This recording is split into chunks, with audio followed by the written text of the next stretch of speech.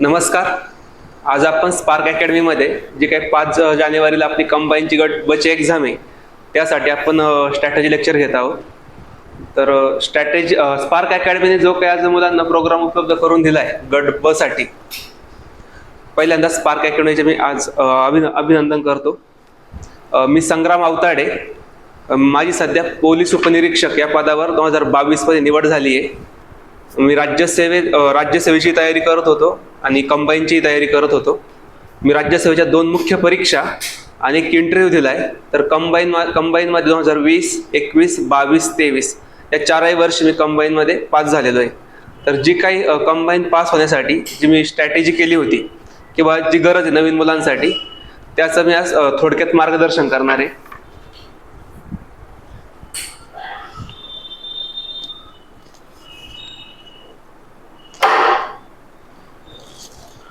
आज जर आपण बघितलं तर परीक्षेला 82 दिवस आपल्याकडं नेट शिल्लक आहेत, परंतु मध्ये दिवाळी आहे आणि आपले 5-6 दिवस असेच जातात. त्यामुळं आपल्याकडं नेट दिवस शिल्लक राहतात ते 70. आपल्याला 70 दिवसाचं प्रॉपर प्लॅनिंग करायचं आहे आणि परीक्षेला सामोरं जायचं आहे. तर 70 दिवस प्रॉपर युटिलाइज करण्यासाठी मी काय पॉईंट सांगणार आहे ते तुम्ही नोटबुक असेल तर ते नोटबुक नोट डाऊन करून घ्या. मला वाटतं आता आपला पॅटर्न कसा आहे, 100 प्रश्न आहे आणि 60 मिनिटाचा वेळ आहे. यामध्ये आपल्याला जवळपास 36 सेकंदाला एक प्रश्न सॉल्व्ह करायचा आहे. हे महत्वाचं आहे. त्यामुळं यातलं सगळ्यात महत्वाची लढाई आपली टाइम मॅनेजमेंटची असणार आहे. ते आपल्याला प्रॉपर बघावं लागणार आहे. आता सिलेबस वाईज जर बघायचं झालं तर इतिहास हा विषय आहे ज्यामध्ये 10 किंवा 15 प्रश्न. 10 किंवा 15 का म्हणतोय मी, कारण 23ची जी कंबाईन झाली तर 10 प्रश्न आले होते आणि 22च्या कंबाईनला मात्र 15 प्रश्न होते. परत पण त्यावेळेस 23ची झाली होती त्यावेळेस गट ब आणि क एकत्र केलं होतं. आता मात्र सेपरेट केलंय. परत आयोग जुन्या पॅटर्नवर येतं की काय डाऊट आहे. तरी पण हे एवढा त्याचा अंदाज असू शकतो, पण मला वाटतं की इतिहास 10 मार्काचाच असेल, जास्त काही असणार नाही. सेम भूगोलचं पण तेवढंच आहे, 10 किंवा 15 प्रश्न. हा 2023 मध्ये आला होता पॅटर्न, हा 2022 पूर्वीचा होता. जो 17 ते 22 जी कंबाईन झाली होती त्यामध्ये 15 प्रश्न यायचे. राज्यशास्त्र अगोदर 10 मार्काला यायचं 22 पर्यंत, आता मात्र 15 मार्काला येत आहे. नवीन पॅटर्न मध्ये काय असेल सांगू आपण 10-15च अपेक्षित करू शकतो. अर्थशास्त्र मात्र पूर्वी 15 मार्काला होतं, आताही 15 मार्कालाच आहे. नंतर चालू घडामोडी हाही 15 मार्काचा टॉपिक आहे आणि विज्ञान हाही 15 मार्काचा टॉपिक आहे. आणि जो सगळ्यात कंबाईनसाठी क्रुशियस ठरणारा विषय, अतिशय महत्वाचा, तो आहे मॅथ रिझनिंग, ज्यामध्ये 15 किंवा 20 प्रश्न, मला वाटतं यावेळेस 20 प्रश्न येतील, कारण 23चा पॅटर्न फॉलो करत. कारण आयोगाने फक्त सिलेबस काहीही चेंज नाही केलेला, एक्झाम पण मेन्स एकच ठेवलेली. त्यामुळे मला वाटतं इथं 20 प्रश्न यायला पाहिजे. तरी पण काही सरप्राईज येऊ शकतं, कारण ज्यावेळेस 23ची कंबाईन झाली होती त्यावेळेस मुलांना तिथं गेल्यावर कळलं की पॅटर्न चेंज आहे. कारण त्यावेळेस मुलं 15 आणि मॅथचं पण 15 मार्काला ह्या हिशोबानेच गेलेले होते. अगदी काही मुलांना तर त्यावेळेस शेवट कळालं, ज्यांचा मॅथ रिझनिंग शेवट होतं ना त्यांना कळालं की आज 20 प्रश्न आहे. त्यामुळे बऱ्याच मुलांची प्रिलिम गडबडली होती. तर आपण याचा म्हणजे थोडा प्रॉपर विचार करून जा, 15 किंवा 20 प्रश्न येऊ शकतात. आता 9 ऑक्टोबरला आयोगाने परत एकदा सिलेबस दिलाय. फक्त मागच्या वेळेचा सिलेबस आणि आताचा सिलेबस काहीही चेंज नाहीये, फक्त परीक्षा योजना सेपरेट केल्या. त्यामुळे आपल्याला फक्त हा सिलेबस आपण डिकोड करू. आता डिकोड करायचा कुठे, फक्त इतिहास एक डिकोड करावा लागतो, चालू घडामोडी आणि राज्यशास्त्र, बाकी बऱ्यापैकी त्यांनी दिलंय. आता भूगोल जर बघायचं झालं कंबाईनसाठी तर पृथ्वीचा अभ्यास येतो, नंतर जगातील विभाग येतात, नंतर हवामान येतं. हवामानमध्ये कुठं पर्जन्य प्रदेश कोणता आहे, समप्रदेश, विषम प्रदेश, अक्षांश, रेखांश, महाराष्ट्राचं किती, भारताचं किती, हे जास्त बघणं गरजेचं आहे. आणि PYQ मोस्टली PYQ मधून प्रॉपर आपल्याला अंदाज येतो आयोग काय विचारत आहे. नंतर जमिनीचे प्रकार, त्यामध्ये मृदा हा घटक, कुठं जांभी मृदा अडकते, कुठं काळी मृदा आहे, कुठं गाळाची मृदा आहे, हे जास्त बघणं गरजेचं आहे आपल्यासाठी. नंतर पर्जन्यमान, अतिपर्जन्याचा प्रदेश, पर्जन्य छायेचा प्रदेश, नंतर त्या जमिनीच्या प्रकारात घेतली जाणारी पिकं, कोणतं पीक कुठं घेतलं, तर नद्या, नद्यांचा उगम कुठं, संगम कुठं, त्या जातात कुठं, नद्यांच्या काठावर वसलेली शहरं, उद्योगधंदे, यात नसल्याचे पर्यटन पण दिलंय, डोंगर रांगा आहे, यासारख्या गोष्टी आपल्याला भूगोलमध्ये बघायच्या आहे. तर आज आपण फक्त सब पॉईंट बघणार आहे आणि फक्त कसं करायचं, काय करायचं एवढं मी सांगणार आहे. अर्थव्यवस्था सगळ्यात जास्त वेटेज याला 15 प्रश्न येतात आणि प्रश्न सोपे असतात. ते प्रॉपर जर तुम्ही नियोजन केलं तरी आपल्याला 12 ते 13 प्रश्न बरोबर येऊ शकतात. यासाठी एक दीपस्तंभचं बुक आहे, तेवढं यूज करा. सचिन देसले सरांचं, किरण देसले सरांचं बुक आहे, इकॉनॉमिक पार्ट 1 आणि पार्ट 2. त्यामध्ये टॉपिक खूप डिटेल लिहिले. याच्या बाहेर बरेच 15 पैकी जवळपास 12 ते 13 प्रश्न त्या एका बुकमधून येतात. किंवा रंजन कोळंबे सरांचं बुक आहे, ते याला खूप महत्वाचं आहे. आता राष्ट्रीय उत्पन्न, यामध्ये बेसिक गोष्टी असतात, GDP, GNP, NDP ह्या गोष्टी तर येतात. नंतर ॲग्रिकल्चर, यामध्ये शासनाने सुरू केलेल्या नव्या योजना, पंचवार्षिक योजना, एखादा काही कार्यक्रम झाला असेल तर ते. उद्योग, नंतर परकीय व्यापारामध्ये कोणत्या वस्तू सर्वाधिक टॉपला आहेत व्यापार करण्यात, कोणत्या वस्तू कमी आहेत, कोणता देश टॉपला आहे, एकूण आयात किती, एकूण निर्यात किती, हे जास्त महत्वाचं आहे. नंतर त्याचबरोबर व्यापार धोरणावर प्रश्न याच्यावर जास्त चान्सेस आहे, कारण आता सरकारने नवीन व्यापार धोरण जाहीर केलं एवढं, त्यामुळे हे पण एकदा बघून घ्या. बँकिंग सिस्टीम मध्ये RBIचं काम, इतर ज्या बँका आहेत त्यांची स्थापना, या गोष्टी बघून घ्या. लोकसंख्या, यामध्ये घनता, लिंग गुणोत्तर, एकूण लोकसंख्या, ह्या सगळ्या गोष्टी तिथे येतात, त्या बघून घ्या. तिथं पण 1-2 हमखास येणारा प्रश्न आहे लोकसंख्येवर, 1 किंवा 2 प्रश्न येतात. दारिद्र्य आणि बेरोजगारी, हा टॉपिक आपला देसले सरांच्या बुकमध्ये खूप भारी दिलाय. तो करताना समिती बघायची, समितीची स्थापना बघायची, वर्ष बघायचं, रिपोर्ट कधी आला ते बघायचं. नंतर त्यात समजा काही आकडेवारी असेल, आकडेवारी एकदा बघून घ्यायची. आता सगळ्यात जास्त प्रॉब्लेम अर्थव्यवस्थेचा काय होतो माहितीये का, आकडेवारी लक्षात राहत नाही. एकदा रीडिंग करायची तुम्ही, एकदा करा, 2दा करा. एक छोटी डायरी घ्यायची. आता रंगराजन समिती असेल तर रंगराजन समितीचं वर्ष काय, XYZ ते लिहून घ्यायचं, त्यांनी रिपोर्ट कधी दिला ते सांगायचं, आणि त्याचा डाटा काय शॉर्ट मध्ये घ्यायचा, जो आपण डायरीत खिशात पण ठेवतो, जाता येता बघू शकतो. म्हणजे इकॉनॉमीचा फक्त जो फॅक्च्युअल डाटा आहे ना, तो थोडा सेपरेट करा. आणि कन्सेप्च्युअल गोष्टी जर डोक्यात असतात, कारण कोणती एक्झाम जर म्हटलं तर आपण ते काय असते, फॅक्च्युअली करेक्ट पाहिजे, कन्सेप्च्युअली क्लिअर पाहिजे माणूस. तर इथं याच्या फॅक्ट खूप महत्वाच्या आहे. फॅक्ट विचारतात, अगदी रंगराजन समिती असेल तर त्यांनी किती रक्कम सांगितली होती, किंवा तेंडुलकर समितीची रक्कम किती होती, हा प्रश्न खूप महत्वाचा येतो. त्याचबरोबर बेरोजगारीचे प्रकार, स्ट्रक्चरल काय आहे, त्याचबरोबर हंगामी कोणते, प्रॉब्लेम होतो सर थोडा, या गोष्टी येतात. नंतर मुद्रा, M1, M2, नाणे, या गोष्टी येतात. आणि सगळ्यात महत्वाचं राजकोषीय नीती, शासकीय अर्थसंकल्पावर जवळपास 3 ते 5 प्रश्न फिक्स येतात.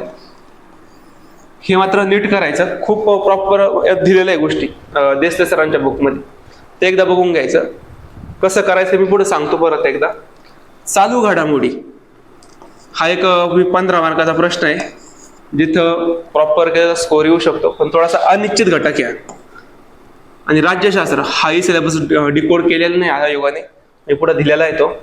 सामान्य विज्ञान 15 प्रश्न, या 15 प्रश्नातलं वर्गीकरण बघितलं, 3 ते 4 हे प्रश्न बायोलॉजीवर असतात, 4 ते 5 हे फिजिक्सवर असतात, तेवढेच प्रश्न हे केमिस्ट्रीवर असतात, आणि काही आरोग्यशास्त्रावर असतात उरलेले प्रश्न. हे आपल्यासाठी जास्त महत्वाचं आहे. भस्के सरांच्या बुकमध्ये पण प्रॉपर दिलंय, एकदा बघून घ्या. आणि भस्के सरांचं बुक जरी प्रॉपर यूज केलं तरी आपला प्रश्न निघतात, कारण ते फक्त आपल्याला इन डिटेल बघावं लागतं, त्याचं रीडिंग मात्र आपल्याला व्यवस्थित करावं लागतं. सायन्सच्या बुकचं अंकगणित आणि बुद्धिमापन 10 प्रश्न इथे येतात. आणि सगळा कट ऑफ ठरतो तो या 3 विषयावर, सायन्स, अंकगणित, मॅथ. ज्याचे 3 विषय स्ट्रॉंग आहे, त्याला कंबाईनचं प्री काढायला तरी काही अडचण यायला नाही पाहिजे. त्यासाठी गणित आणि मॅथ डेली करणं गरजेचं आहे. तुम्हाला डेली बेसिसवर या गोष्टी करणं गरजेचं आहे. यासाठी काय करायचं, आयोगाचे जे जुने पेपर आलेत ते बघायचे, ते त्यात कोणत्या टॉपिकवर प्रश्न आलाय, किंवा घड्याळावर प्रश्न आलाय का, किंवा मग रेल्वेच्या स्पीडवर प्रश्न आलाय का, हौदवर आलाय का, हे जे तुम्ही टॉपिक कोडिफाय करा आणि ते टॉपिक मात्र डेली करा. नंतर रिझनिंग मध्ये बघायचं झालं तर लॉजिकल रिझनिंग मध्ये कोणता मुलगा कोणत्या रांगेत बसला आहे, डावीकडनं इतके मुलं आहे, उजवीकडनं तितके मुलं आहे, त्या प्रकारचे गणित येतात. किंवा मग सर्व आंबे चिक्कू आहेत, काही चिक्कू अननस आहेत, यासारखा एक प्रश्न येतो. जे प्रश्न खूप सोपे असतात, ते एकदा जर शिकलं तर ते काय परत करायची गरज पडत नाही. त्यामुळं तरी पण हा टॉपिक मात्र तुम्ही डेली बेसवर करत राहा. हा आपला आयोगाचा सिलेबस झाला. आता 70 दिवसाचं नियोजन मध्ये मी तुम्हाला थोडक्यात सांगणार आहे चालू घडामोडी, त्याच्यावर येणारे 15 प्रश्न. हे शक्यतो जे सरकारने नवीन विधेयक मांडले, आता शक्ती विधेयक होतं, किंवा मग महिला शक्ती विधेयक आहे, किंवा बरेच घटनादुरुस्ती जे आयोग शासन करत असतात त्या संदर्भातली विधेयक येतात. नंतर पुरस्कार मग आता उद्योगरत्न पुरस्कार महाराष्ट्र शासनाने सुरू केला आहे, ते आता नुकतेच आपले रतन टाटांना भेटला होता. नंतर जे काही प्रक्षेपण झालीत, आपले इस्रोकडनं जे प्रक्षेपण होतात त्यावर मात्र काही महत्वाचं उड्डाण झालं असेल तर त्यावर प्रश्न येत असतो. आता विषय काय आहे की 5 एप्रिलला जर 5 जानेवारीला एक्झाम असल्यामुळं एक्झॅक्ट विचारतील काय, करंट कुठून कुठपर्यंत करायचं, हा एक कॉमन प्रश्न मुलांचा असणार आहे. कारण एक्झाम खूप दिवसापासून नाहीये. तर 2024चं इयरबुक, आता इयरबुक काय 5 एप्रिल पर्यंत उपस्थित होणार नाही. म्हणजे काय त्रैमासिक जे असतील, सिम्प्लिफाईडचं वगैरे असतं, किंवा मग आपलं लोकराज्य असतं, हे एकदा बघून घ्या. ते त्रैमासिक आपण या गोष्टी करू शकतो. महत्वाच्या नेमणुका, या नेमणुकामध्ये कोणाच्या माहिती आयुक्ताची नेमणूक असते, निवडणूक आयोगाची नेमणूक असते, किंवा मग राज्य शासनामध्ये काही सचिवाची नेमणूक असते, लष्कर प्रमुखाची नेमणूक असते. या नेमणुका आयोग 100% विचारतं. नेमणुका करताना ती व्यक्ती कोणत्या फील्डची आहे ते पण विचारतं. कारण एका कंबाईन मध्ये लष्कर प्रमुख हे कोणत्या फील्डमधून आले होते हे विचारलेलं होतं. नंतर खेळासंदर्भात घडामोडी, कोणता पुरस्कार कोणी काय रेकॉर्ड केलंय का, या गोष्टी विचारल्या जातात. अजून एक, राज्य शासनाने सध्या खूप काही प्रमाणात म्हणजे महाराष्ट्र राज्याचं शस्त्र, महाराष्ट्र गीत, महाराष्ट्रातल्या संदर्भातल्या ज्या काही घडामोडी त्या मात्र महत्वाच्या आहे आपल्यासाठी, आता त्याही नीट करा. आणि सध्या गेल्या 5-6 महिन्यात अशा खूप साऱ्या घडामोडी झाल्या. आता दांडपट्टा हे आपलं शस्त्र झालंय, नंतर महाराष्ट्र गीत आपण घोषित केलंय, या गोष्टी आपण करणं गरजेचं आहे. आता त्याचं प्लॅनिंग कसं आहे, जे PYQ 2020 ते 2023 जे 4 पेपर आहे, हे 4 पेपर मध्ये पण गट क 20 ला झाली नव्हती आणि 23 ला झाली, 23 ला एकत्र झाली होती. त्यामुळे 22 आणि 21चे गट क चे पण पेपर, यामध्ये करंटचे जे टॉपिक आले ते तुम्ही डिकोडिफाय करायचे आणि त्या संदर्भातले त्यास ऍटलिस्ट समजा जर सगळं जर करंट कव्हर नाही झालं तर ऍटलिस्ट तेवढे टॉपिक तरी कव्हर झाले पाहिजे. कारण ते एरियात जर प्रश्न आला तो चुकायला नाही पाहिजे, कारण तो एका प्रकारचा PYQ असणार आहे. नंतर मासिक किंवा इयरबुक, आता मी मागच सांगितलंय हे यूज करा, जास्त काही गरज नाही करंट करायची. म्हणजे करंट करायची गरज आहे पण जास्त काही बुक वापरायची गरज नाही. कोणताही एक मासिक वापरा किंवा इयरबुक वापरा, त्याच्या जमलं एक शॉर्ट नोट काढा. म्हणजे एका पेजवर एक मासिक जर असेल तर ते एका पेजवर बसलं पाहिजे, 2 पेजवर.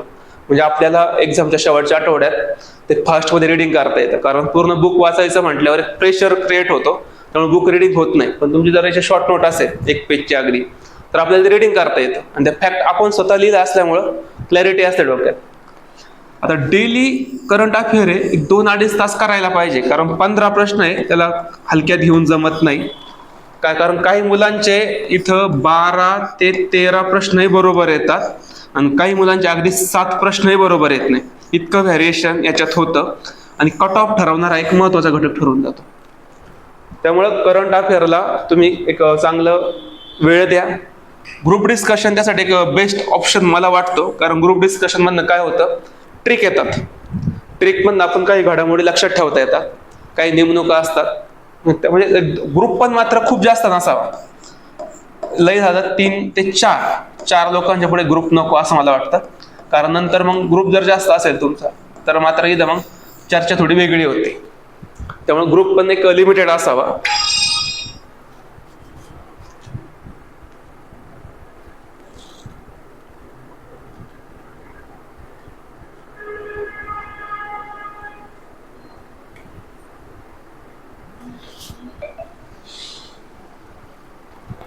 आता इतिहास जो आपला सिलेबस आहे ज्यावर 10 प्रश्न येतात.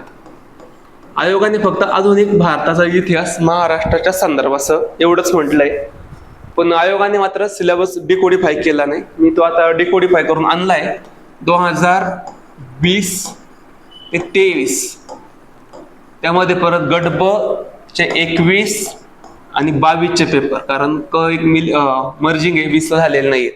हे एक आरशा असावं. म्हणजे मागचे बघितलं तर बेटरच आहे 12-13 पासून किंवा 17 पासून, पण हे मात्र रिसेंट आलेले पेपर आहेत. म्हणजे आता पण तेच बनवणारे असणार आहेत. अगोदरचे पेपर सेटर वेगळे असू शकतात, हे मात्र तेच असतील कारण रिसेंट पेपर झालाय. जरी हा पेपर 20चा वाटत असला, हा पेपर मात्र 21 मध्ये झालेला आहे, त्यामुळं तो जास्त लेट होत नाही. त्यामुळं 20चा पेपर पण महत्वाचा आहे. आता त्या टॉपिक काय हिस्ट्रीमध्ये घटनात्मक सुधारणा. हे घटनात्मक सुधारणामध्ये 1935च्या कायद्यावर प्रश्न येतात, 1919च्या कायद्यावर प्रश्न येतात, 1909च्या कायद्यावर, म्हणजे 1857 नंतरच्या उठावर जे काही कायदे झाले आणि त्या संदर्भातल्या काही महत्वाच्या तरतुदी केल्या होत्या त्या मात्र तुम्ही एकदा बघून घ्यायच्या.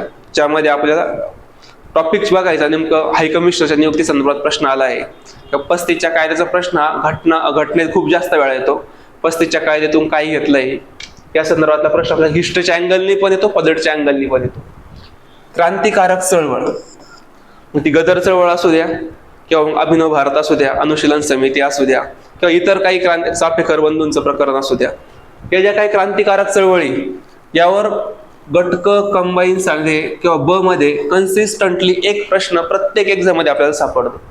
प्रत्येक एक्झाम मध्ये तो सापडतो. त्यामुळं क्रांतिकारक चळवळ एक प्रॉपर व्यवस्थित करायची. एखादा अधिकारी आहे, त्याची हत्या कोणी केली, का केली, कुठे केली, या गोष्टी बघायच्या. त्यामुळं क्रांतिकारक चळवळ एक महत्वाचा पॉईंट आहे, कारण तो डिकोडिफाय केलेला नाही सिलेबस, एक मी प्रॉपर डिकोडिफाय करून दिलाय. पुढचा आहे कामगार चळवळ. कामगार चळवळीवर 100% प्रत्येक एक्झाम मध्ये एक प्रश्न असतोच. मग त्याचं वृत्तपत्र असेल, नंतर नारायण मेघाजीवर प्रश्न असेल, किंवा मग इतर काही फॅक्टरी ऍक्टवर असेल, फॅक्टरी ऍक्ट कोणी बनवल्याचा ड्राफ्टिंग बनवणारा व्यक्ती असेल. यासाठी हा कामगार चळवळीचे कायदे, 2 कायदे त्याचे, त्याचबरोबर महत्वाचे नेते आणि ह्या गोष्टी बघणं जास्त गरजेचं आहे. त्यामध्ये नामजोशी असतील, नारायण मेघाजी लोखंडे असतील, या दोघांचं नाव प्रामुख्याने येतं. नंतर 1857चा उठाव, यावर एक कन्सिस्टंटली प्रश्न येतो. म्हणजे मग अगदी 19च्या एक्झाम मध्ये असलेला होळकरांच्या ठिकाणी सैन्याने उठाव कुठं केला होता, किंवा मग नरगुंचा उठाव काय होता, यावर कन्सिस्टंटली आयोगाने प्रश्न केले.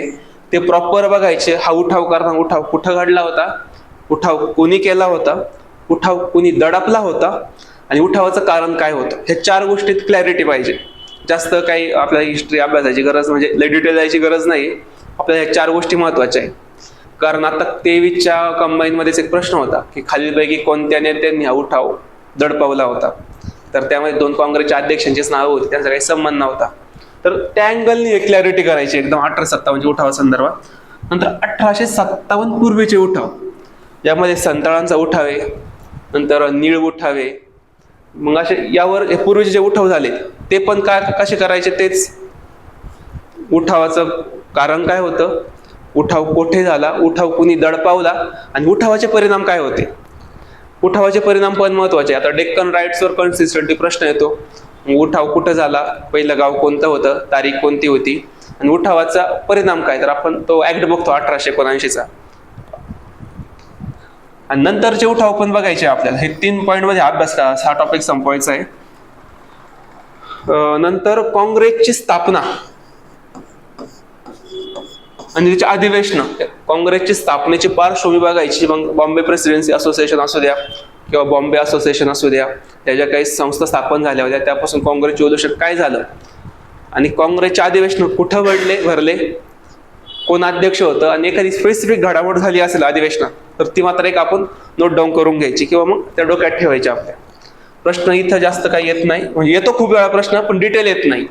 अधिवेशनाचे अध्यक्ष, अधिवेशनाचं स्थळ, अधिवेशनाचं वर्ष आणि त्याच्यात जर काही विशेष घडामोड झाली असेल तर. सामाजिक आणि राजकीय संघटना. आता सामाजिक आणि राजकीय संघटनेचा अभ्यास करताना आपल्याला प्रामुख्याने महाराष्ट्रात ज्या काही संस्था स्थापन झाल्या होत्या त्याचा अभ्यास करावा लागतो. मग त्यामध्ये असणारी बॉम्बे असोसिएशन असेल, प्रार्थना समाज असेल, सार्वजनिक सभा असेल किंवा मग महात्मा फुलेंचा सत्यशोधक समाज असेल. त्याचबरोबर राजकीय संघटनामध्ये पण आपली पहिली प्रांतातली कोण आहे, त्याचे संस्थापक कोण आहे, त्याचा उद्देश काय होता, या गोष्टी आपल्याला इथं करायच्या आहे. आणि यावर जे काही मी टॉपिक लिहिले प्रत्येक कंबाईन मध्ये यावर 1 ते 2 प्रश्न आलेलेच आहे. त्यामुळे हिस्ट्री खूप डिकोड त्यांनी दिलेला जर नसला प्रॉपर काय, आपण एवढे टॉपिक जरी प्रॉपर केले तर 10 पैकी मला वाटतं एक 7 प्रश्न तुम्हाला डील करता यायला पाहिजे. 7 प्रश्न म्हणजे 10 पैकी एक मिनिमम 7. बाकी तुम्ही आपला जो एक्स्ट्रा अभ्यास आहे त्यामधून आपण 1-2 कव्हर करू शकतो. नंतर गांधीयुगीन चळवळ. आता गांधीयुगीन चळवळ मधला इरा कोणता आहे? 1920 ते 1947. यामध्ये घडलेलं मग खेडा, चंपारण, अहमदाबाद, असहकार चळवळ या गोष्टी आपल्याला करायच्या आहे. सविनय कायदेभंग, त्यामध्ये येणार नेहरू रिपोर्ट. यामध्ये फक्त आपण फॅक्च्युअल करा, कंबाईनसाठी तेवढंच महत्वाचं आहे. आणि कन्सेप्च्युअल जर आलं तर ते लाईन असते, आपल्याला क्लॅरिटी येते यात काय असू शकतं काय असू शकत नाही, ते एकदा बघा. समता चळवळ. समता चळवळीचा अभ्यास करताना शाहू, फुले आणि आंबेडकर हे 3 समाजसुधारक तुम्ही प्रॉपर करा. कारण एक प्रश्न फिक्स येतो त्यावर. कंबाईनला नाही तर मेन्सला येतो, मेन्सला नाही तर कंबाईनला फिक्स असतो. 3 किंवा मग त्यांनी काढलेली वृत्तपत्र असू द्या, स्थापन केलेल्या संस्था असू द्या, या गोष्टी महत्वाच्या आहे हिस्ट्रीच्या अँगलनी. समाजसुधारक. समाजसुधारकावर 1 प्रश्न असतो. मग यामध्ये जगन्नाथ शंकर शेठ असतील, भाऊदाजी लाड असतील, बाळशास्त्री जांभेकर असतील. फक्त आता थोडा सेकंड लाईनरचा प्रश्न आला होता, थोडं डिटेल विचारताय तिथं यांच्याबद्दल. 1 4 लाईन असतात, ओळखायचा असतो किंवा मग ते व्यक्ती खालीपैकी कोणतं काम केलं नाही या संदर्भातला प्रश्न असतो. दुसरे बृहस्पती कोण आहे हे विचारलं होतं आता एका एक्झाम मध्ये, तर ते आपल्याला सहजता भेटत नाही कुठं. थोडासा हा एक ऑड प्रश्न येतो कधी कधी यांच्यावर. पण बेसिक गाठाळ जे बुक आहे आपलं हिस्ट्रीचं, त्या गाठाळच्या पुस्तकातून मात्र समाजसुधारक खूप चांगले कव्हर होतात. कारण बाकीचे जर तुम्ही वाचले तर तिथून फक्त तुम्हाला त्याच्या फॅक्ट माहित होती समाजसुधारकाबाबत. पण गाठाळ जर वाचला ना, तुम्हाला समाजसुधारकाचं नेचर कसं होतं हे लक्षात येतं. मग त्यातून आपण तो व्यक्ती काय करू शकतो किंवा काय करू शकत नाही याची क्लॅरिटी जास्त येते. नंतर स्त्री समाजसुधारक. यामध्ये मग पंडिता रमाबाई आहे, रखमाबाई ठाकूर आहे. म्हणजे आयोगाने त्यांच्या कन्सिस्टंटली प्रश्न विचारतात, ते एकदा करायचे. गाठाळ मधनच होता. आता प्लॅनिंग मी सांगितलं इथं परत एकदा. गाठाळ आणि समाधान महाजन हे दोन बुक वापरायचे. पण पहिली प्रायोरिटी गाठाळा ठेवा, आणि जे उठाव वगैरे करायचे आहेत ना ते समाधान महाजन मधनं करा. कारण गाठाळ मधनं समाजसुधारक खूप डिटेल दिले, खूप भारी दिले, त्यामुळे ते जास्त महत्वाचं आहे. आणि आला तर एखादा प्रश्न वर्तमानपत्रावर येतो, पण वर्तमानपत्राचा प्रश्न समाजसुधारक मध्ये कव्हर होतो. कारण आपण ज्यावेळेस समाजसुधारक बघतो त्यावेळेस आपण बघतो यांनी हे वर्तमानपत्र काढलं होतं, ते वर्तमानपत्र काढलं होतं, याला मदत केली होती. किंवा आपण समता चळवळ जरी बघितली शाहू फुले आंबेडकरांची, त्यात शाहू महाराजांच्या रिलेटेड वर्तमानपत्र तिथं कव्हर होतात, आंबेडकरांच्या रिलेटेड वर्तमानपत्र तिथं कव्हर होतात. त्यामुळे हे जास्त वेगळं जरी केलं तरी मग वाचलं तरी जास्त याला त्रास होत नाही आपल्याला. आता आपल्याला समजा 70 दिवस 7 ते 10 दिवस आपण हिस्ट्रीला देऊ शकतो. ते करायचं कसं? जो ज्याचा 1-2 वर्ष अभ्यास झालाय किंवा एखादी कंबाईनची मेन्स दिली आहे किंवा नाही पण दिली पण अभ्यास बेटर आहे, त्याने अगोदर PYQ बघायचे, नंतर त्या टॉपिकचं रिडिंग करायचं. कारण PYQ बघून जर तुम्ही रिडिंग केलं तर तुम्हाला क्लॅरिटी येते की मला इथं फोर्स द्यायचा आहे वाचताना किंवा या गोष्टी एम्फासिस करून घ्यायच्या आहे. आणि नंतर परत एकदा PYQ बघायचे. हा पॅटर्न. नवीन जर असाल तर तुम्ही एकदा रिडिंग करा, रिडिंग केल्यानंतर एकदा PYQ बघा, परत एकदा रिडिंग करा, परत एकदा PYQ बघा. आणि शॉर्ट नोट मात्र दोघांनी पण वापरायच्या. म्हणजे मला वाटतं की एक शॉर्ट नोट प्रत्येकाकडे असाव्यात, कारण शॉर्ट नोट शिवाय आपली एक्झाम क्लॅरिटी येत नाही. कारण एक्झामच्या 2 दिवस आधी आपण बुक वाचू शकत नाही, त्या दिवशी आपण नोट्सच वाचतो. आणि नोट्स वाचताना प्रेशर क्रिएट होत नाही, बुक वाचताना प्रेशर क्रिएट होतं. कारण नोट्स वाचताना वाटतं मला माहिती मी काय कुठं लिहिलंय, मी बघितलं तरी होऊन जातं. त्यामुळे हे जास्त प्रॉपर करा तुम्ही. पुढचा टॉपिक आहे पॉलिटी. पॉलिटीमध्ये पण राज्यशास्त्र हा विषय त्यांनी फक्त कंबाईन मध्ये लिहिलाय, बाकी डिटेल तर काही दिलं नाही. तरी पण आपल्याला 20 ते 23 पेपर जर बघितले, 23चा जास्त आरसा आहे आपल्यासाठी कारण रिसेंट घडलेला आहे, तरी पण 20 ते 23 तुम्ही बघा. यामध्ये विधिमंडळावर प्रश्न पडतो. विधिमंडळामध्ये मुख्यमंत्री, राज्यपाल म्हणजे विधिमंडळाचे घटक आहे. इंटिग्रल विधान परिषद, विधिमंडळ, विधानसभा, त्याच्या समित्या, लोकलेखा समिती किंवा ज्या काही समित्या आहेत त्याचा मात्र प्रॉपर अभ्यास करा. नंतर हायकोर्ट. हायकोर्टमध्ये त्याची कलम पाठ करायची, त्याची न्यायाधीशाची नियुक्ती कोण करतंय बघायचं, त्यांचं कामाचं क्षेत्र बघायचं. तिसरं आहे घटनादुरुस्त्या.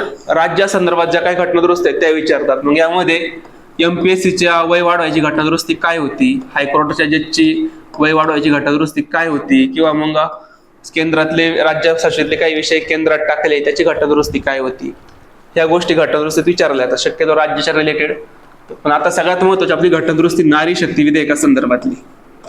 नारी शक्ती विधेयकात जे काही झालंय, आता नवीन जर घटनादुरुस्ती झाली असेल तर ती करताना त्याचं नाव काय त्या विधेयकाचं, त्याचा विधेयकाचा नंबर काय, विधेयकाचा घटनादुरुस्तीचा क्रमांक काय, विधेयक नंबर वेगळा असतो, घटनादुरुस्ती क्रमांक वेगळा असतो, कॉन्स्टिट्यूशन अमेंडमेंट नंबर काय आणि कोणत्या कलमात बदल केलाय, कोणत्या कलमात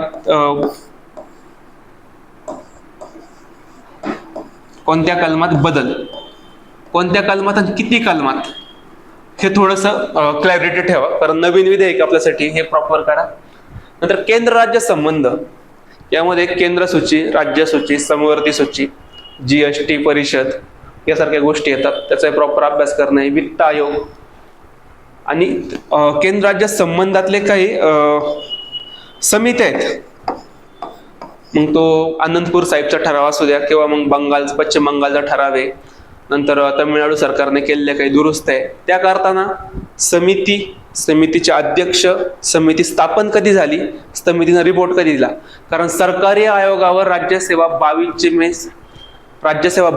मेन्स आणि कंबाईन मध्ये पण विचारलंय समितीचे सचिव कोण होते, या गोष्टी पण तुम्ही क्लॅरिटी ठेवा. म्हणजे ते पण एका डायरीत जर केलं आपण, समिती, वर्ष, स्थापना, रिपोर्ट, अध्यक्ष आणि सदस्य जर 2-3च असेल तर सदस्य, आणि तरतुदी डोक्यात पाहिजे, कारण त्या आपण नोटबुकमध्ये लिहू शकत नाही एवढ्या.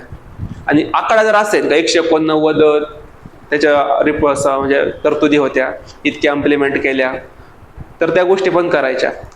कारण सरकारीवर प्रश्न विचारला तर पंची आयोग जो आहे त्यावर काय अजून आयोगाने कंबाईनला प्रश्न आला नाही, तर तो एक प्रॉपर करणं मला वाटतं गरजेचं आहे.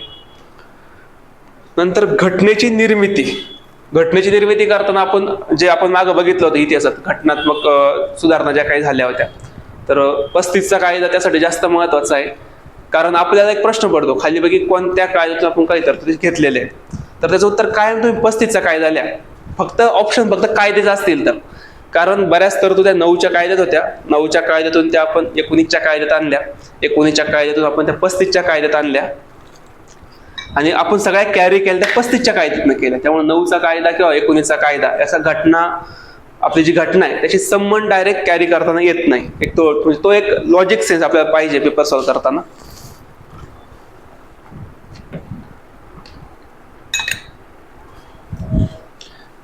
नंतर विधेयकाचे प्रकार. ज्यावेळेस आपण विधेयक मंजूर करतो ते विधेयक साधं आहे का, अर्थ आहे का, किंवा वित्त आहे, हे 3 घटनादुरुस्तीचं आहे का, या गोष्टी आपण बघून घ्यायच्या. कारण वित्त विधेयक, अर्थ विधेयकात फरक आहे, त्यांची कलम पाठ करायची, त्यावर प्रश्न येतो.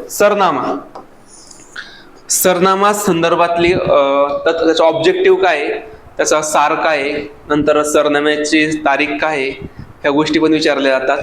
त्याचबरोबर सरनाम्या संदर्भातले खटले विचारले जातात, या गोष्टी महत्वाच्या आहे. नंतर 42 घटनादुरुस्तीत सरनाम्यात झालेले बदल विचारले जातात. आणि आता लोकपालवर आता एक प्रश्न आला होता, त्या पण करायच्या. म्हणजे पॉलिटी तर प्रॉपरच करायचं आहे आपल्याला. आणि घटनात्मक आयोग हुकलंय माझ्याकडनं द्यायचं, घटनात्मक आयोग करणं गरजेचं आहे. ज्यावेळी निवडणूक आयोग आहे, MPSC आहे, OBC आयोग आहे, ते मी लिहिलं नाही, पण घटनात्मक आयोग पण महत्वाचे. ओके, 5वा पॉईंट हुकलाय माझ्याकडनं. घटनात्मक आयोग प्रॉपर करायचे.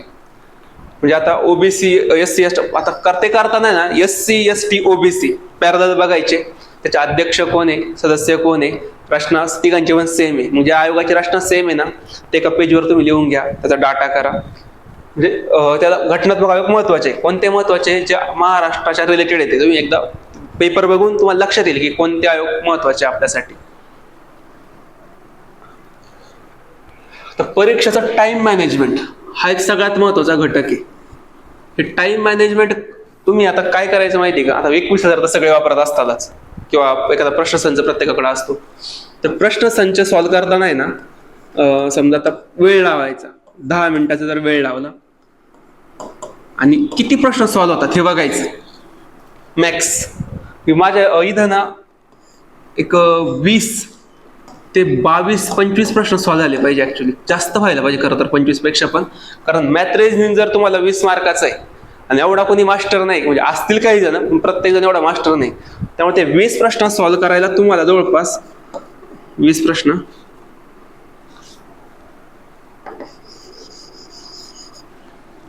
हे 20 प्रश्न कोणाचे 20 मिनिटात सॉल्व्ह होत नाही.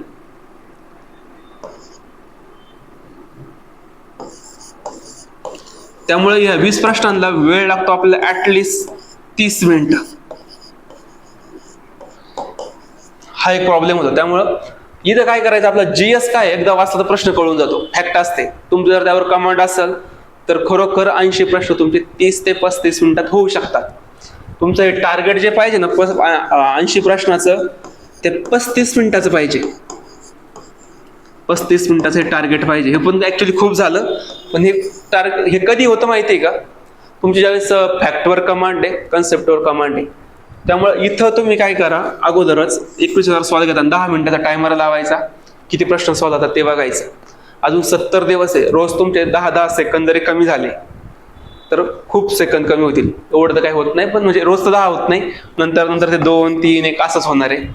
पण तुम्ही तिथे एक टाइम मॅनेजमेंट करा प्रश्नपत्रिका सॉल्व्हिंग करताना, फास्टमध्ये जेवढं होईल तेवढं. दुसरी गोष्ट, प्रश्न जो आहे तो एकदा वाचा, क्लिअर वाचा. प्रश्न रिडिंग करताना आहे ना खूप मी पुढे सांगतो म्हणा, पण प्रश्न रिडिंग पण महत्वाची, क्वेश्चन रिडिंग. तेव्हा टाइम मॅनेजमेंट जास्त करा. आता टेस्ट सिरीज, खूप जणांचं म्हणणं असतं टेस्ट सिरीज लावायच्या का नाही लावायच्या. मला वैयक्तिक वाटतं तुम्ही टेस्ट सिरीज लावायला पाहिजे, कारण आपण मागं टाइम मॅनेजमेंट जो घटक पाहिला त्यामध्ये आपल्याला त्यात 60 मिनिटात पेपर कसा सॉल्व्ह करायचा हे कळतं. प्रेशर किती मिनिटानंतर क्रिएट होतो, शेवटच्या 10 मिनिटात होतो का, 15 मिनिटात होतो का. कारण पहिले 20-30 मिनिटं आपण रिलॅक्स असतो पेपर सॉल्व्हिंगला, त्यावेळेस आपली तिथे ॲक्युरसी पण जादा असते. पण जसं आपल्यावर प्रेशर बिल्टअप होत जातं त्यावेळेस आपला परफॉर्मन्स डाऊन होत जातो. त्यामुळे तुम्ही जर टेस्ट सिरीज जर लावली तर 100% तुम्हाला आत्मविश्वास येतो, पेपर इतका सॉल्व्ह होतोय, इतकी इम्प्रूव्हमेंट करायची गरज आहे. समजा एखादा नवीन मुलगा असेल, त्याच्या 60 मिनिटात पहिले समजा 80 प्रश्न सॉल्व्ह झाले, नंतर त्याचे ज्यावेळेस तुम्ही 5, 6, 7, 8 पेपर सॉल्व्ह होतील त्यावेळेस तुमचा मात्र ही रिकव्हरी यायला पाहिजे. ही रिकव्हरी यायला तुम्हाला परत एकदा अभ्यास, स्टडी प्लॅन गरजेचा आहे. नंतर टेस्ट सिरीज एक मेंटल अलर्टनेस येतो आपल्याला. प्रश्न सॉल्व्हिंग करताना खालीपैकी काय योग्य आहे, काय योग्य नाही, खाली योग्य नसलेलं निवडा, अयोग्य असलेलं निवडा. यातनं हा मेंटल अलर्टनेस प्रश्नपत्रिकेतूनच येतो. तुम्ही असा किती अभ्यास केला ना तर तो मेंटल अलर्टनेस तुम्हाला भेटणार नाहीये रिडिंग मधनं. कारण परीक्षेमध्ये 2 प्रकार असतात, एक नॉलेज गेनिंग असतं आणि दुसरं असतं नॉलेज बिल्डिंग असतं. तुम्ही जर पुस्तक जर वाचत असाल तुम्हाला नॉलेज मिळेल, पण तुम्ही जर प्रश्नपत्रिका सॉल्व्ह केल्या PYQ किंवा टेस्ट सिरीज तर नॉलेज बिल्डिंग होत जातं. म्हणजे आपल्याला माहित असतं की प्रश्न कोणत्या प्रकारे येतो, कोणत्या प्रकारे येत नाही, या सगळ्या संदर्भात टेस्ट सिरीज महत्वाची. आता मी खाल्लेलं आहे. नंतर त्याचबरोबर आपण ज्या प्रश्नपत्रिका सॉल्व्ह करतो ना, कोणता एरिया आपला वीक आहे, म्हणजे आपण ज्यावेळेस 4-5 प्रश्नपत्रिका सॉल्व्ह करू आपल्याला कळेल की कन्सिस्टंटली एरियातले प्रश्न म्हणजे सारखे चुकतात. त्यामुळं म्हणजे वीक एरिया आपल्या लक्षात येऊन जातो, ते एक त्याचा महत्वाचा फायदा आहे. जो एरिया वीक आहे तो परत त्याचं रिडिंग करायचं, त्याचे PYQ बघायचे, जे काय चुकलंय ते एकदा डायरीत तुम्ही लिहून घ्या, ते बघा. इतकं बघा की ते आपल्याला युज टू झालं पाहिजे सगळ्या गोष्टी. टाइम मॅनेजमेंट होतं. आणि जो काही टेस्ट सिरीजचा स्कोर येईल तुमचा 30 ते 70, याचं काही टेन्शन घेऊ नका, कारण हे पेपर टेस्ट सिरीज आणि आयोग याचा संबंध लवकर दूरपर्यंत येत नाही. कारण टेस्ट सिरीजचा पॅटर्न थोडा वेगळा असतो, आयोगाचा पॅटर्न आयोगाचाच पॅटर्न असतो, त्याला काही चॅलेंज होत नाही कुठं. त्यामुळे स्कोरचं टेन्शन घेऊ नका. पण जर तो पेपर तुम्हाला 60 मिनिटात कव्हर होत नसेल तर याचं मात्र टेन्शन घ्या, कारण तुमची प्रायोरिटी असली पाहिजे 60 मिनिटात मला 100 प्रश्न डील करायचे मॅथ रिझनिंग सहित. आता मॅथ आणि रिझनिंग हे मॅथचे 10 प्रश्न असतात आणि रिझनिंगचे 10 प्रश्न असतात। याचं मॅथ स्ट्रॉंग आहे, त्याला 10 पैकी 10 येतात। रिझनिंग पण लय म्हणजे तिथं 5 ते 6 प्रश्न ऍटलिस्ट यायला पाहिजे। दोन्ही मिळून तुमचे ऍटलिस्ट 15 प्रश्न करेक्ट यायला पाहिजे जर तुम्हाला कट ऑफ क्रॅक करायचा आहे तर। म्हणजे इथं तुम्हाला आता टॉप काय करायचं, परत एकदा पेपर बघायचे, PYQ बघायचे, कोणत्या टॉपिकवर प्रश्न आलाय तो बघायचा, कोणत्या स्टेपला गुटतो तो बघायचा, आणि शॉर्ट ट्रिक मध्ये आपल्याला उत्तर काढता आलं पाहिजे, कारण आपल्याला काय एवढा वेळ नाही त्याचं प्रॉपर स्टेप बाय स्टेप उत्तर काढायला। तुम्हाला शॉर्ट ट्रिक महत्वाच्या इथं, ते तुम्ही मग युट्यूबवर व्हिडिओ बघून शिका किंवा एखादी बॅच करा।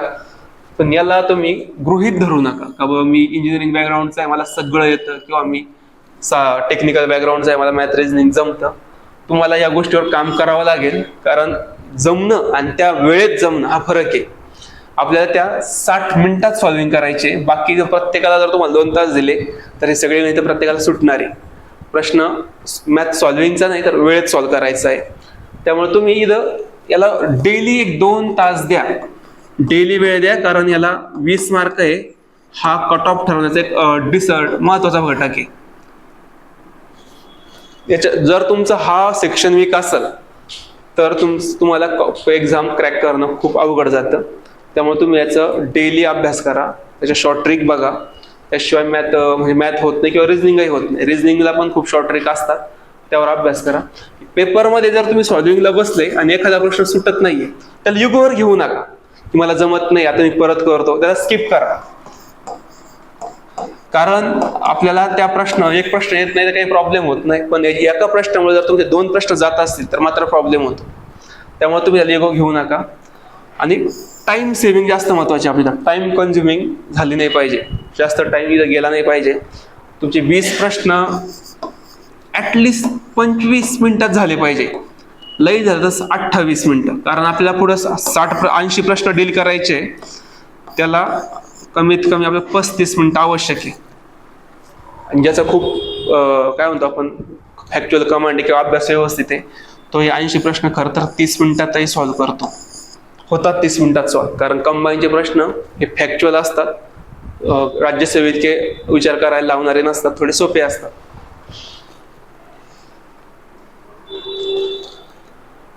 आता PYQ, आता आपण जेवढं काही सगळं बघितलंय त्यातला सगळ्यात महत्वाचा घटक आहे PYQ, प्रिव्हियस इयर क्वेश्चन। आता जे काही मी तुम्हाला टॉपिक सांगितले, हिस्ट्रीचे असतील, जिओग्राफीचे असतील, करंट अफेअरचे असतील, त्यामध्ये तुम्ही कंबाईनचे तर हे पेपर बघाच, परंतु राज्यसेवेचे पण पेपर बघा।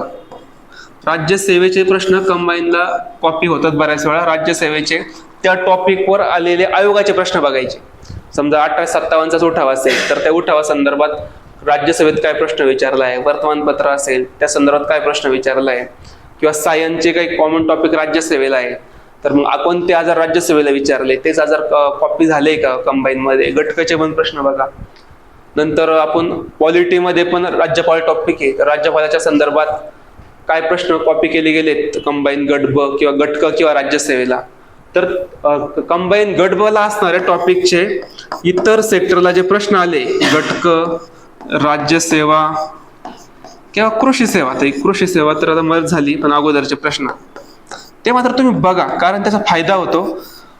पॅरलेक्स मेथड, जे प्रकाशीय अंतर कापायचा प्रश्न आहे, आता 2020लाही आला होता आणि 23च्या राज्यसेवेलाही आला, म्हणजे गट ब चा प्रश्न गटकाला होतो कॉपी। बरेच प्रश्न असतात ते कॉपी पेस्ट होतात। हे 100 जे प्रश्न आलेत ना, या 100 मधले जवळपास 50 प्रश्न हे PYQतून आलेले असतात। फक्त त्याचा PYQचा रेफरन्स त्यांच्या ऑप्शन मध्ये आलेला असतो किंवा वाक्यात आलेला असतो एखाद्या, तर PYQ जास्त व्यवस्थित करा। नंतर डेली तुमचे 100 PYQ झाले पाहिजे, खूप गरजेचे आहे ते 100 PYQ। 70 दिवसच धरतोय आपण, कारण वरचे 12 दिवस आपण सूट केले तरी 70 गुणिले 100 तुमचे 7000 PYQ होतात। आता याचा टाइम मात्र तुम्ही हा वाढवा, म्हणजे 1 तासात झाले पाहिजे ऍक्च्युली सॉल्व्हिंग, 1 तासात, कारण तुम्हाला टाइम मॅनेजमेंट गरजेचं आहे। खरं तर आता स्टार्टिंगला तुम्हाला याला 1.5-2 तास लागले तरी काही हरकत नाही, पण नंतर याचा टाइम कमी होत गेला पाहिजे, कारण तुमची जर कमांड वाढली तर टाइम कमी होतोच। याचा फायदा आपल्याला परीक्षेत खूप जास्त होतो. अभ्यासातली कन्सिस्टन्सी खूप जास्त मॅटर करते. कारण तुम्ही जर कन्सिस्टंटली अभ्यास केला, रोज येऊन लायब्ररीत बसला, म्हणजे एका दिवशी आपल्याला वाटतं अभ्यास नाही करायचा, तरी पण तुम्ही लायब्ररीत येऊन बसा. कारण या कन्सिस्टन्सीला आपल्याला एक आत्मविश्वास येतो, आणि आत्मविश्वास आपल्या परीक्षेसाठी खूप जास्त महत्वाचा असतो. कारण अभ्यासाबरोबर आपल्याला एक आत्मविश्वास, पॉझिटिव्हिटी खूप गरजेची असते. अभ्यास खूप जास्त असेल आणि तुम्हाला जर एक निगेटिव्ह जर फील येत असेल, तर तुम्हाला पेपरच्या दिवशी सोपे प्रश्न, म्हणजे एकदम सिंपल असणारे प्रश्न चुकून जातात. त्यामुळे अभ्यासात कन्सिस्टन्सी ठेवा. कन्सिस्टन्सीतून तुमचा आत्मविश्वास बिल्टअप होणार आहे. आत्मविश्वास आल्यावर तुम्हाला पॉझिटिव्हिटी, हीच पॉझिटिव्हिटी तुम्हाला रिझल्टकडे घेऊन जाईल.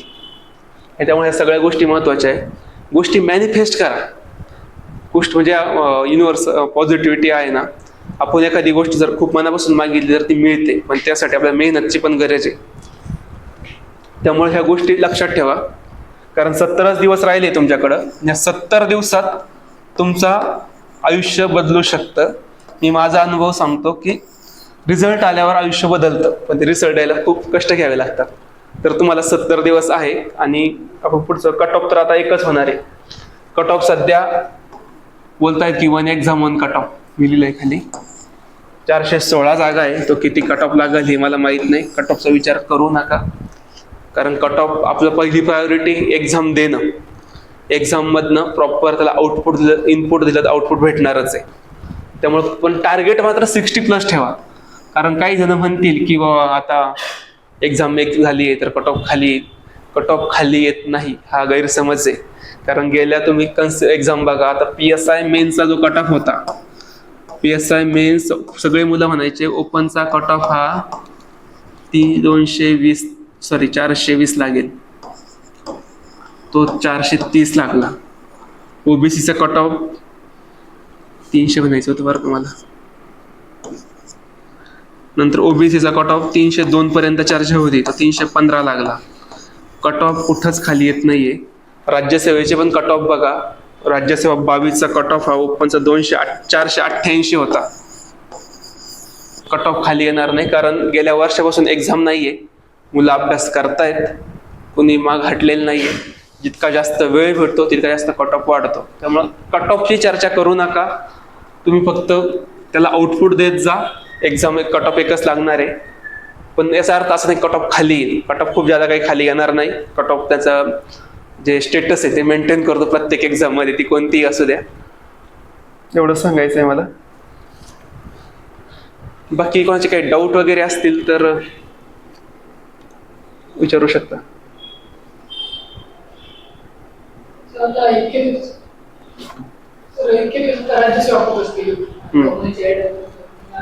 1 डिसेंबर काय करायचं, त्याच्या पुढे कसं करायचं? आता 1 डिसेंबर ते 5 जानेवारी 34 दिवस शिल्लक असतात. पण त्या 34 दिवसाचा विषय काय, जरी 34 दिवस असले 1 डिसेंबरला एक्झाम दिल्यावर तू 2 दिवस 2 दिवस तर काही उजरत नाही. तुझ्याकडे असतात 4 डिसेंबर. ह्या 4 डिसेंबर मध्ये तुझ्याकडे आहे 30 दिवस, बरोबर ना. आता 30 दिवसात तू इथं प्रॉब्लेम काय होणार आहे, हे करंट पास्ट करायचं आहे. ऍक्च्युली आपल्याला करंट करायचंच नाहीये राज्यसेवेसाठी.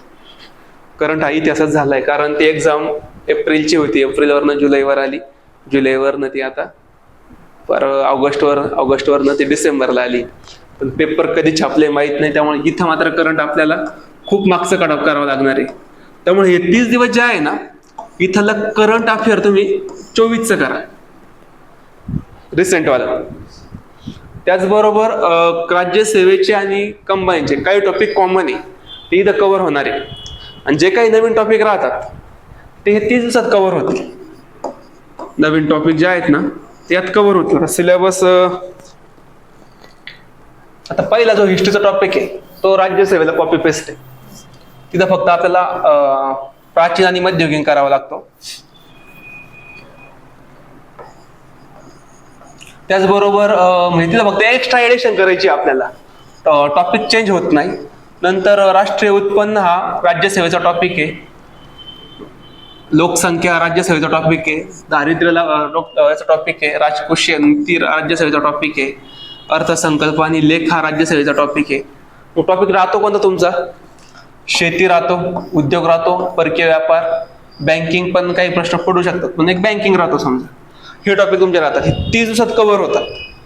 कारण आता जो जुना विद्यार्थी त्याला काय हे टॉपिक काय अननोन असलं असं काहीच नाही, नवीनलाच थोडा फक्त प्रॉब्लेम होऊ शकतो. त्यामुळं तुम्ही हे टॉपिक करायचे. इथं पण करताना हे पृथ्वी राज्य करायची प्रॉपर आपल्याला राज्यसेवेलाच, जगातील विभाग करायचे, हवामान करायचंय. त्यातला नवीन टॉपिक एक काही नाहीये, तो आपल्याला करावाच लागतो. चालू घडामोडी कराव्याच लागतात. त्याचा फक्त इश्यू काय आहे की आपल्याला आता काही 24च्या करायच्या, काही 23च्या करायच्या. नंतर राज्यशास्त्र कॉपी पेस्ट आहे, एकही टॉपिक नवीन नाहीये. राज्यशास्त्र जे राज्य कंबाईनला आहे तेच इकडे आहे. फक्त इथं पंचायत राजवर जरा भर असतो, 2-3 प्रश्न. पंचायत राज सांगायचं राहिलं, पंचायत राजच्या समित्या ज्या आहेत त्या पण तुम्ही डायरेक्ट लिहून घ्या. समितीचं वर्ष, समितीचे अध्यक्ष, समितीचा क्रम विचारतो. एखाद्या समितीची जर काही युनिक जर शिफारस असेल तर ती करायची.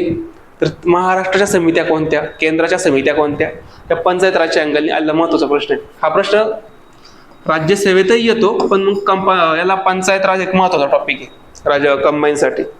सामान्य विज्ञान यात आपण काहीच वेगळं करायचं नाही, ह्या गोष्टी आपल्याला कॉपी पेस्ट राज्यसेवेला करायच्या आहे. आणि याच्यावर फक्त फोकस राज्यसेवेला आता सध्या गरज पडत नाही, कारण सीसॅटच्या पॅसेजवरच मुलं पास होतात. त्यामुळे हा टॉपिक मात्र तुम्हाला रोज करावा लागणार आहे. म्हणजे हा फक्त इथे एक्स्ट्रा वेळ तुम्हाला राज्यसेवेतून कंबाईनसाठी द्यावा लागेल.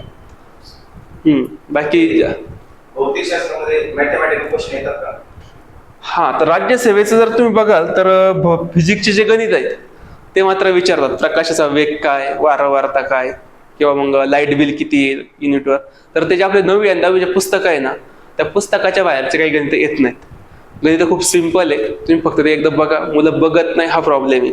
पुस्तकाच्या बाहेरचं गणित येत नाही. 9वी 10वीचे जे बुक आहेत ना, जुने पॅटर्नचे किंवा नव्या पॅटर्नचे, त्यामध्ये जे गणित दिले ते एकदा बघा. आणि खूप सोपे आहेत, एक बेसिक मॅथमॅटिक्स आहे त्यामध्ये. ते काय आपल्याला 5 लेअरला जाऊन गणित करायचे, अगदी फर्स्ट लेअरला उत्तर सापडते किंवा सेकंड स्टेपला उत्तर भेटतं. मग ते कंबाईनला जरी आले तरी काय लई टफ असणार आहे असं काही नाही.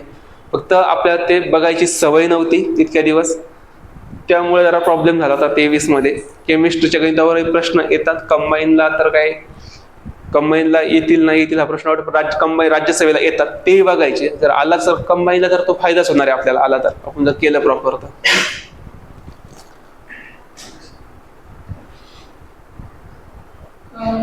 सायन्स खूप आवड आहे, मग त्याच्यात काही असं काय नाही. आता सायन्स जर म्हणजे सायन्सचं बॅकग्राऊंड असणाऱ्याला पण ते थोडंसं अवघड जातं. त्यामुळे आपल्याला फक्त आहे ना त्यातले जे काही टॉपिक आहे, आता फिजिक्स जर बघितलं आपण, प्रकाश, लाईट, साऊंड आणि मॅग्नेटिझम हे टॉपिक आपण प्रॉपर करायचे. किंवा बायोलॉजीमध्ये पण एकदा बघायचं कोणत्या टॉपिकवर प्रश्न आले, ते थोडं काही रट्टा मारणं गरजेचं पडतं, कारण आपण काही त्यातले मास्टर नाहीये. किंवा केमिस्ट्रीवर पण एक बेसिक प्रश्न येतात.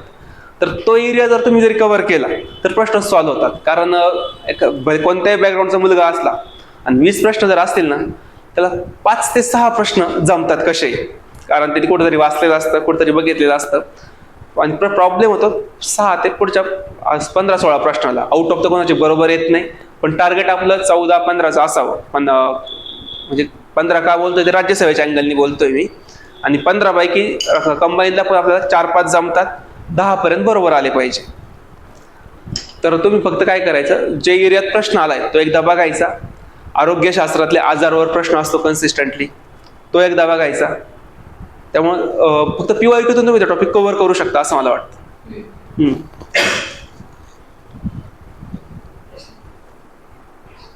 असतील कोणाचे काही डाऊट तर सांगू शकतो मी.